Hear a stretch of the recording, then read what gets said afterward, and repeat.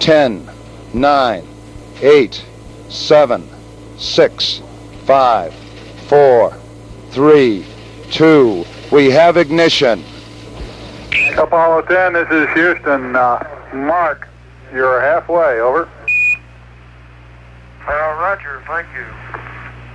And based on present trajectory analysis, it looks like no more mid-course corrections will be needed prior to LOI, over.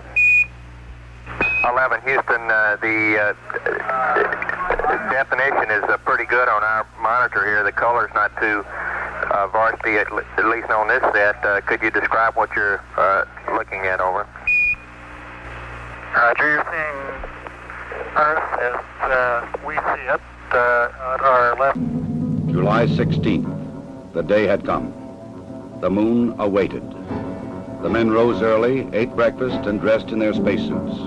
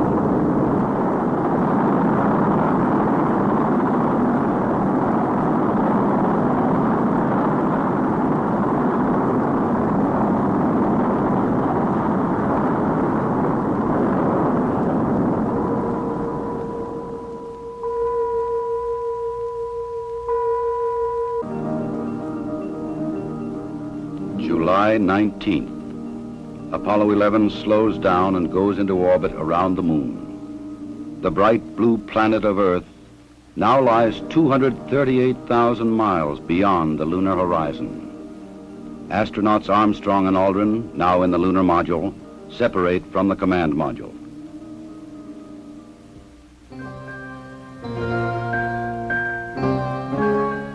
Astronaut Collins remains behind. Preparation for the lunar module descent to the moon now begins.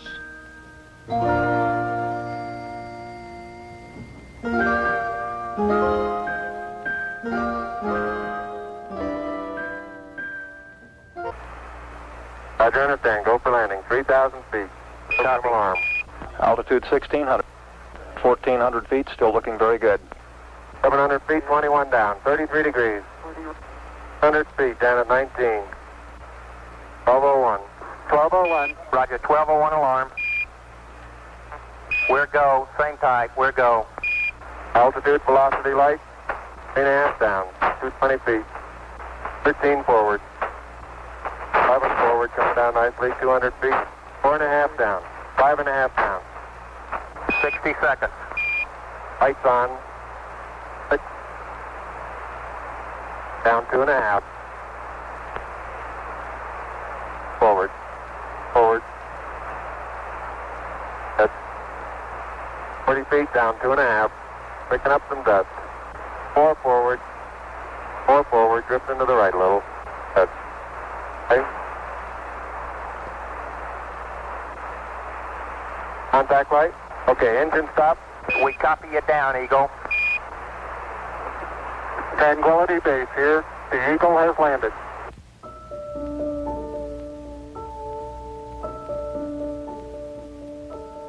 Through the window of the Eagle, Armstrong and Aldrin see what no human eyes have ever seen before.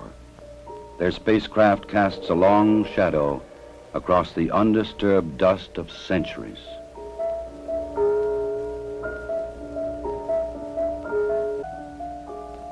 Seven hours after landing, after careful preparations for later ascent were completed, Armstrong opens the Eagle hatch and begins his climb down to the surface.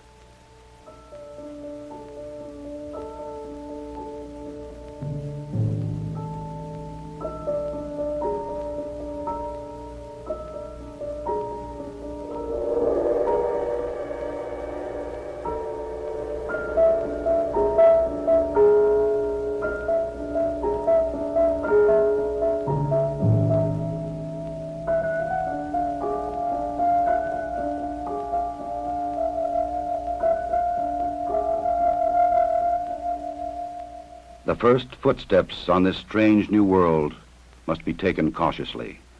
The moon has only 1/6 the gravity of Earth. The nature of its surface was still unknown. I'm going to step off the limb now. That's one small step for man, one giant leap for mankind.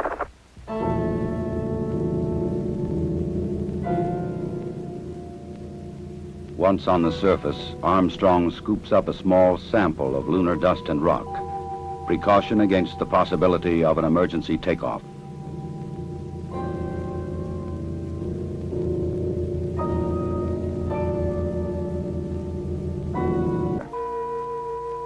But there is much to be done in the limited time which they can stay on this airless, cloudless satellite of Earth. This sheet of metal foil traps and holds particles from the sun, the so-called solar wind, or barrage of solar energy, which constantly strikes the moon's surface. Results of this experiment will be taken back to Earth to reveal new secrets to anxious scientists. Through a specially made television camera, viewers in many nations on Earth were able to watch the astronauts as they walked and worked on the moon. Despite the bulky spacesuits and the backpacks containing oxygen, temperature control, and communications equipment, the Apollo 11 crew found they could move easily about the surface.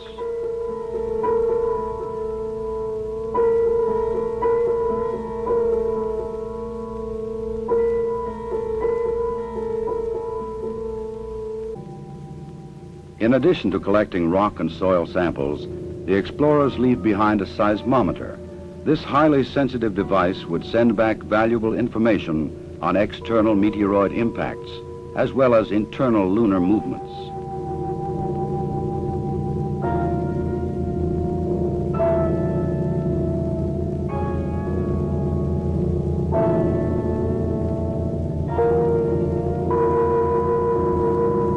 A 100 prism laser reflector would help man to measure the exact distance from Earth to Moon to an accuracy of 6 inches. These were the first of many experiments which will be taken to the Moon to provide man continuing and increasing knowledge about the Moon and the vastness of space beyond. After 2 hours and 31 minutes, the first lunar explorers had completed their research on the Moon. A night of rest in the lunar module, countdown preparations, and they were ready to come home. Tranquility Base, Houston. Guidance recommendation is pings, and you're cleared for takeoff. Roger, understand. We're number 1 on the runway. 7, 6, 5, work stage, engine arm ascent.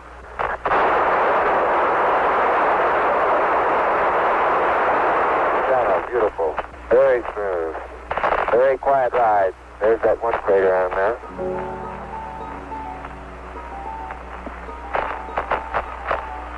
1,000 feet high, 80 feet per second vertical rise.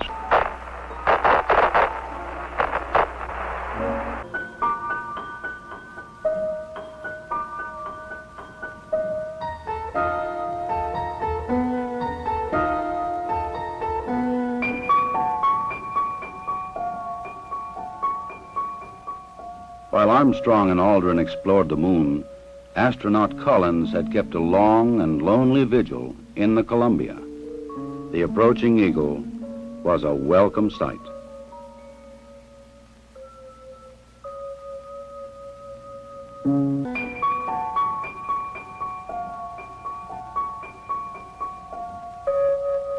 Once again, the bright blue planet of Earth rises over the lunar horizon.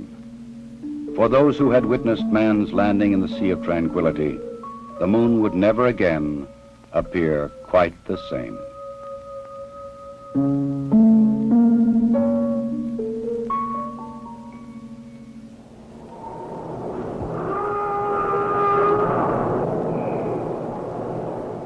July 24th, dawn in the Pacific.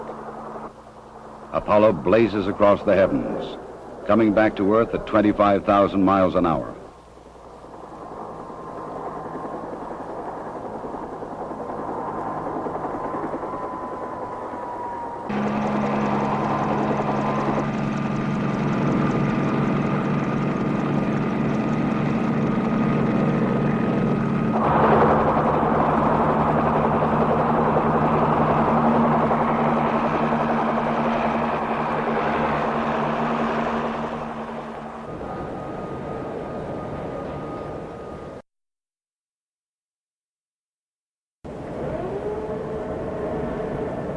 To protect against any possible lunar contamination, the astronauts put on airtight special garments before coming aboard the rescue ship.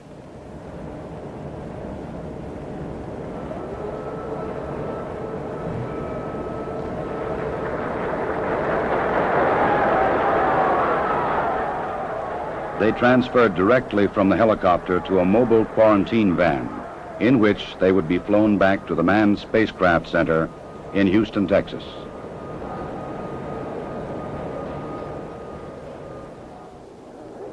July 27th. The journey was ended. They were home again.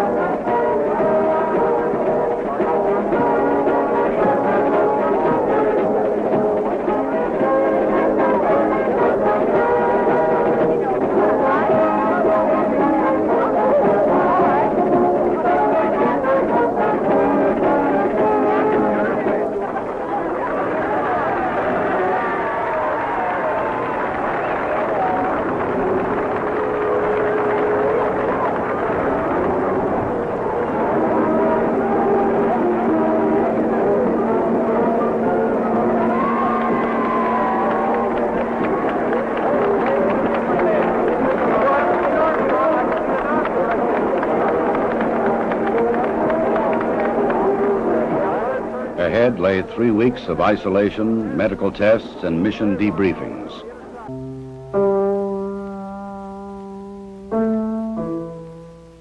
The rock and soil samples brought back would be examined and analyzed by scientists in many lands.